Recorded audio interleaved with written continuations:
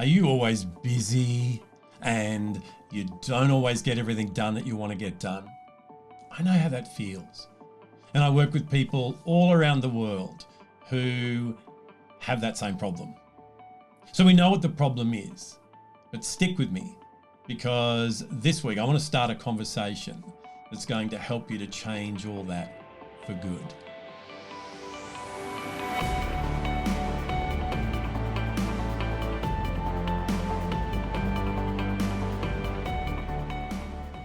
Hi, this is Grant Herbert, leadership and sustainable performance coach. And today I want to continue our conversation in the 9 crucial shifts by helping you to shift from time to outcomes.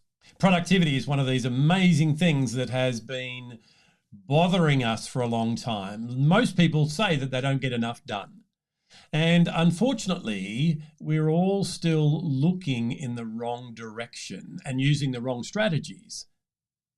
And it's little wonder why we're busy but not getting the productivity that we want. I want to start a conversation this week around the area in your professional leadership called productivity. It's where I'm going to help you to shift from having a focus on time, which is not in your control, to outcomes. It's going to mess up some of your thinking. We're going to need to unlearn some stuff and leave some stuff behind that we thought was working for us so that we can get more done with less. A couple of months ago, we talked about your performance, shifting from high performance to sustainable performance. And we're going to make sure that we bring a lot of that in to productivity, because productivity is determined by your ability to get things done out of your own efforts. So making sure that you go through all those things again, look after yourself so that you're in the best position to be able to get your work done. So to start this off, I want to get rid of some stuff. I want to help you to put some stuff down that you've been trying to achieve that is holding you back. And this is the area when I'm working with clients, doesn't matter where they are in the world, that I get a lot of pushback on, where people go, oh, no, but you don't understand, Grant. That's not something that I can do. It's a little bit different. What you do is different to mine. Let me help you right now. It's not. Because I'm not going to be looking at specific things to what you do. I'm going to go at a much more macro level, and we're going to look at principles that everyone can apply. So open your mind, allow yourself to have a go at what I'm going to teach you. In fact, if you're a little bit like I was, have a go at it just to prove that I'm wrong.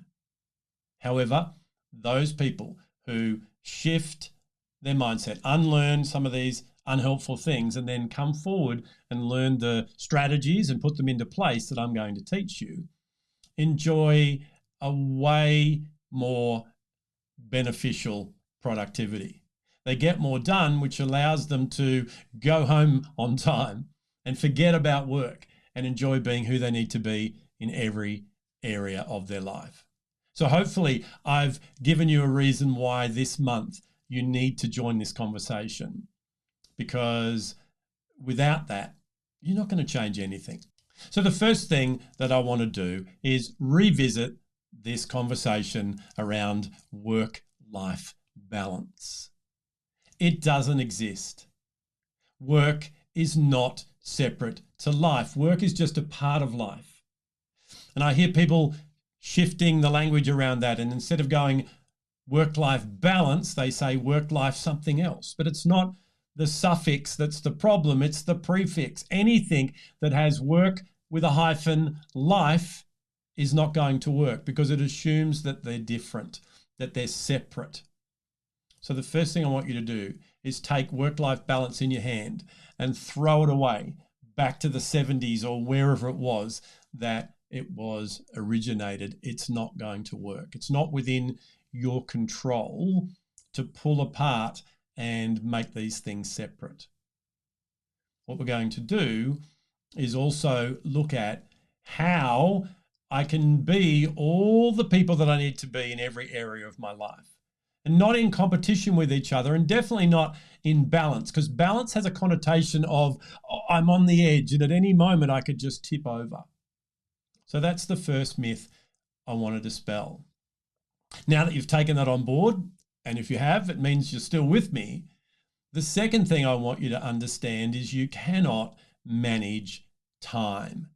Time is something that's outside your control. You get 24 hours in a day, 168 hours in a week. I don't know how many seconds, I've forgotten that, but people keep focusing on that. But you're not able to press pause on the time. You're not able to wind the clock back. It's like people using their snooze alarm to wake up, and they set their clock 15 minutes back.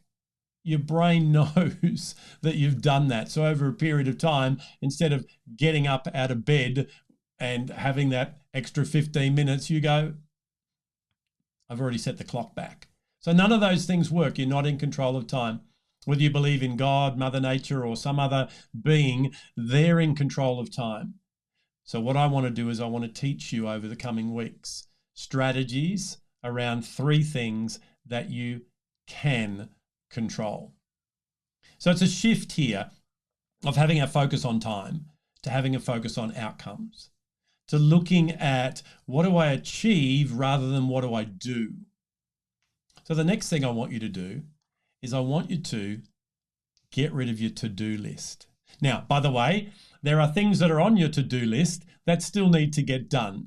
So I'm sorry, but I don't have a magic wand that says they're all done, throw the list away. What I want you to do is throw away the concept of using to-do lists.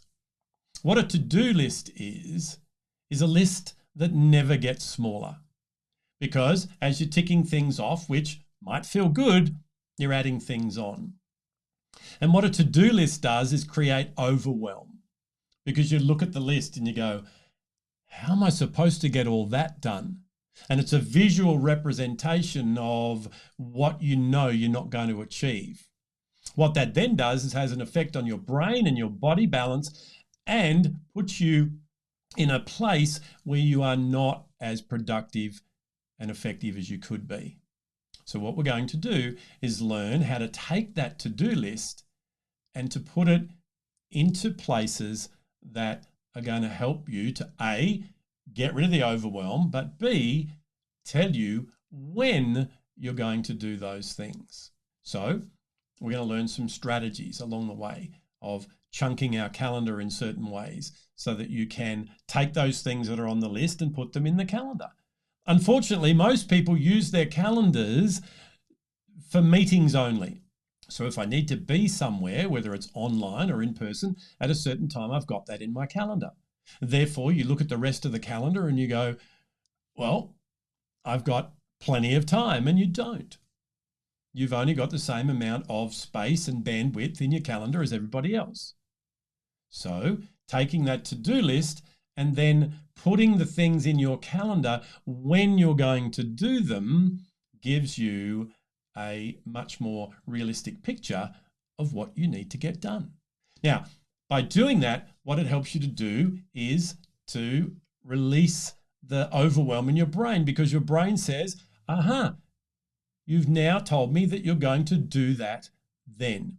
And that's just one example of how we get rid of that to-do list. And in fact, I would much rather have a to-don't list, a list of things that you are doing that's currently sabotaging your results. Most of us wear busy as a badge. We're busy. Busy's not enough.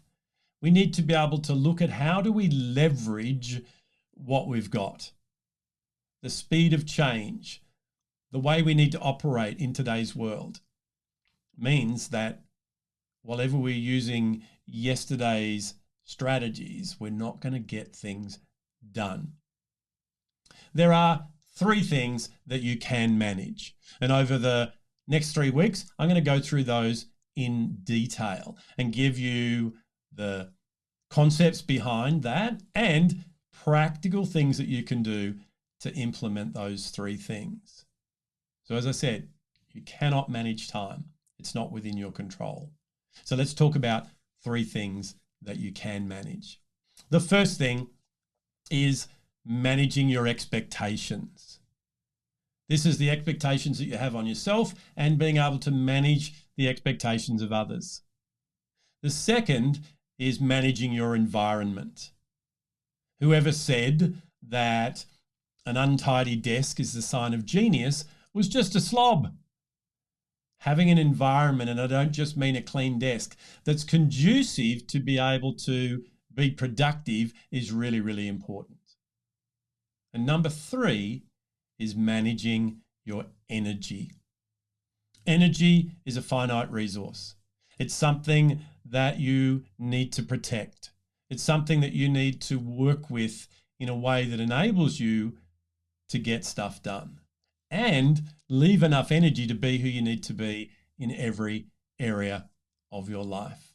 So what we've done in today's conversation is looked at what we need to unlearn: work-life balance, time management, to-do lists, and start a journey around expectations, environment, and energy. So over the coming weeks, stick with me. Bring along your open mind and change things one at a time, looking for, in every conversation we have, one thing that you can do differently. And then incrementally, as you change those things, you'll not only get more done, you'll have more energy and more enthusiasm to enjoy every area of your life. Well, that's it from me for another week. Join me again next week as we start this journey around shifting our productivity by helping you to manage your expectations. I'll see you then.